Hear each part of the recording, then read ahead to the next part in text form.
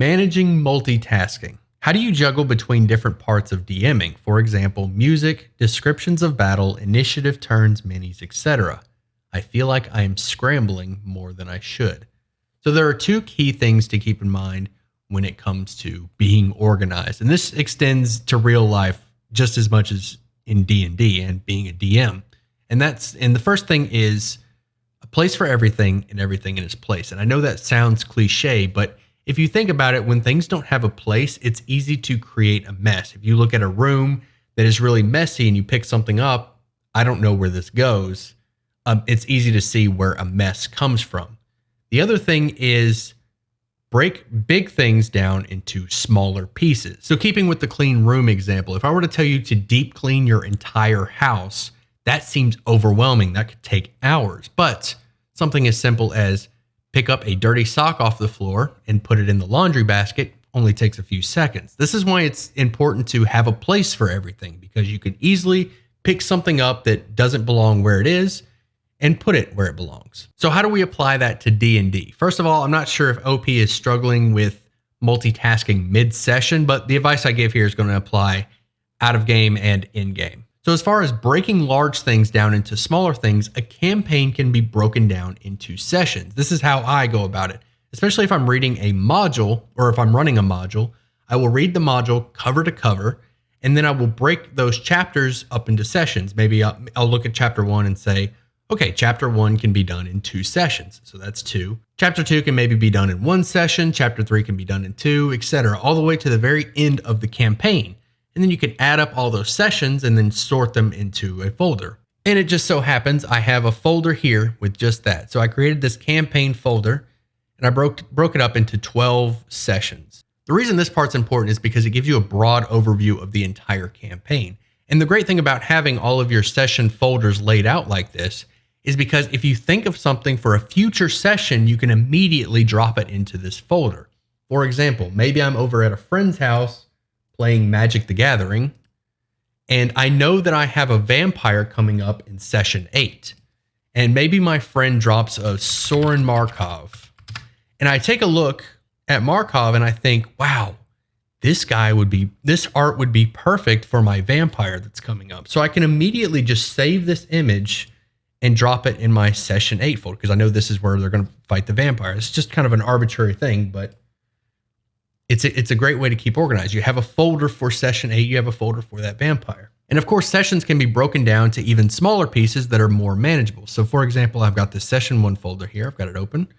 I have a handouts folder, a maps, and a tokens folder. This is specifically for artwork. My maps folder has maps that I'm going to use for this session. I have tokens. I have handouts these are just handouts, environment, NPCs, etc.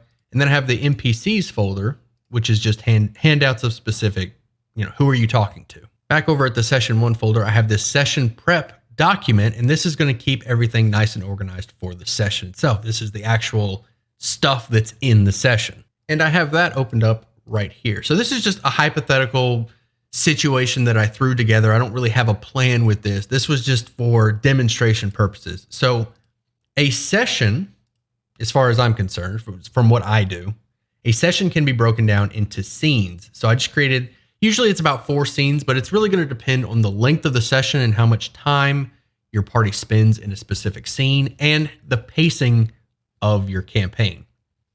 So I have scene 1 here is the tavern. Scene 2 is the mansion. Maybe they go to the tavern, they learn about the mansion, they go to the mansion sends them into the wilderness where they find a dungeon. It's just a sample session. The session starts in the tavern, ends with the dungeon, and there's a big boss fight.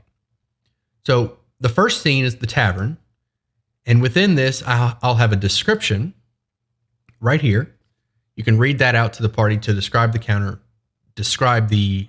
encounter, describe the scene. You asked about music, so I went ahead and put this here. This isn't an actual link, I just colored it blue, but this would be a link to a YouTube video that's got the ambient music that you want. Usually people will use a Discord bot and then you can give it a YouTube video to play.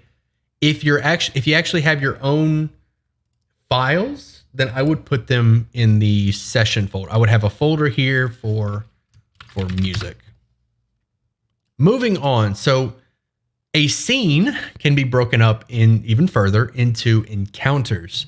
So encounters aren't necessarily combat. Encounters could be anything that your party interacts with or whatever they're interacting with at that time. It could be a door, it could be a trap, it could be a chest, an NPC, it could be a combat. Anything that the party is dealing with at that specific moment. So this tavern, I just jotted down a few encounters within the tavern. We've got the barmaid, chatting with the barmaid, hot and spicy freckled redhead named Wendy. With a DC 15 persuasion, she'll give you a discount on the meal. She wears a ring of mind shielding. This is skills, treasure. I could make, normally when I'm preparing like this, I'll have a link here so I can click this and open up her stat block. I've also got a sleeping puppy right here. I would put a description. Maybe there's a sleeping puppy at the tavern. I've got a rogue here. Description, a shady rogue waits in the corner. Music, maybe the rogue's got his own like theme music that plays when the party decides to interact with him. Intimidation, this is a skill check. They give him an invitation to the Thieves Guild. The rogue wears a cloak, and this blue here are links. So this could be a link to the magic items, and this would be a link to the rogue's theme music. So that is how I put together a scene, just multiple encounters that the party can interact with, and then it doesn't have to be set in stone. If your party ventures away from this stuff, that's when you start leaning into the improv. But the more you prepare, the less you'll have to improv. Dungeons are going to be treated a little bit differently. I put this dungeon here specifically for that reason, because they are going to be a little bit differently. A dungeon is broken up into multiple rooms, and those rooms kind of act like sub-scenes. So I don't think and the word scene is just kind of arbitrary. It's really where your party is at the moment when they transition to a new scene. And rooms are kind of like scenes because they're in a room interacting with things, and then they go through a doorway, a portal of some kind into the next room, which acts as a scene. I think it's good practice to just break a dungeon up into rooms, but you don't necessarily have to keep scenes in mind here. This is just for organization purposes. And each room is going to have, just like with the tavern that I showed earlier, each room is going to have encounters. So for example, you have a lab. You'll have a description of the lab. You could put the music here, just like I did here. Have some lab music. And then this lab, I don't know why this is down here. There we go. It's a little better. This lab will have encounters, and the encounters are a dusty bookshelf, scattered notes on a wooden desk, an operating table, a locked chest, things like that. These are the encounters that are in room 2. And every single one of these rooms will have encounters within it. And it'll be really easy to manage, even mid-session, it'd be really easy to manage these tabs. So if they're in room 2, you got this. Maybe one of the party members says, okay, I want to look at the bookshelf. So you got this little tab here. You can read I'll write a description for the bookshelf. Old books written in Elvish. If they pass a DC 10, they find a scroll of shield. A DC 20, they might gain a feat, things like that. So yeah, that's how I stay organized whenever I'm running a session and preparing a session. Break those big things down into smaller things, and break those smaller things down to even smaller. So a campaign can be broken down into sessions, which can be broken down into scenes, which can be broken down into encounters.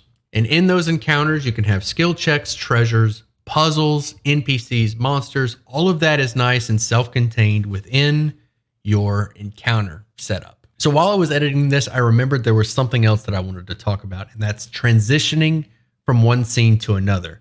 Most of the time, the party's interactions and things that they do will have very little impact on how you describe a transition.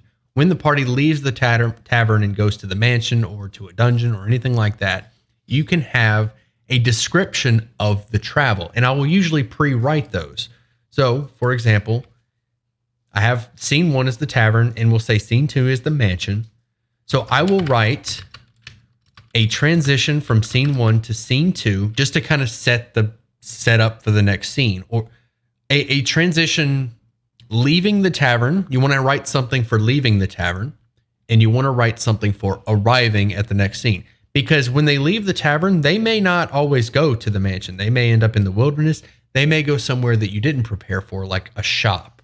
So you want to have the transition be pre-written so you can go ahead and knock that out. So here's my transition from scene 1 to scene 2, and it would look something like this. You leave the tavern and make your way down the road, way down the dirt road to the mansion. And you can spice, I mean, this is just a simple sentence. You could spice this up. You can give like a much more, this is just kind of put there as an example. And you can also plan a sort of variable transition in case they don't go to the mansion. You could say something like the tavern music fades away as you cross the dirt road towards X. And X could be wherever the party is headed. It could be the mansion. Maybe they decide to go to the blacksmith, the alchemy shop, whatever, the mansion. Already said that. So this is just a pre-written scene transition. And you probably want more than one sentence, but I really like scene transitions because it's a very clear indicator to the party that you're walking away from this tavern and you are now arriving at this mansion. And then once they arrive, you can read your mansion description. You can go ahead and get the music going. I forgot how to type. Description. A mansion. That's scary. Go ahead and read your transition. Read the description of where they arrive. And then once they have the description, they know what they can interact with, and you can move right on to the encounters. All right, that's all I got for you in this video. I hope this gave you a glimpse on how I stay organized. If you have some suggestions, by all means, leave them in the comments. Help OP out with your suggestions. It sounds like OP may be running an in-person game, and a lot of the same principles apply. I think even if you're running an in-person game, you should be using a computer to organize your notes, and then your mid-session will be just maybe some folders or a notebook with this. Bookmarks in your monster manual. I'll have bookmarks in my monster manual, tabs, these little sticker tabs in my books. Specific rules. If you know your party's going to be going underwater, go ahead and have a tab or a bookmark for the underwater rules. Make sure, like, spells. If you know your monsters have specific spells, bookmarks into those specific spells or write the spells out. This is really dependent on if you're running an in-person game. If you're online, this is so much easier to stay organized, but I acknowledge that while in-person does have its benefits, it also has its drawbacks, and organization is much better at a computer. At the very least, if you're running in person, get like an iPad or a laptop or something to help keep your notes straight. But yeah, hope all that helps. If you want to be a part of this D&D community, make sure you join the Discord. We have a subreddit now. If you didn't see that at the very beginning, feel free. If you can't make the DM hotline on Saturdays at 4 p.m. Central, if you can't make those, by all means, head over to the subreddit and drop your help request. We've got quite a few I'm going to be working on here soon. Drop those in here, and I will address them. I'll make a video on them just like this. And as always, see you at sundown.